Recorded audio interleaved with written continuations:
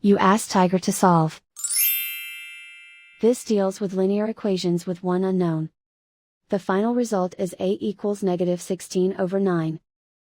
Let's solve it step by step. Isolate the a. Divide both sides by -18. Cancel out the negatives. Simplify the fraction. Move the negative sign from the denominator to the numerator. Find the greatest common factor of the numerator and denominator. Factor out and cancel the greatest common factor. And so the final result is a equals -16/9.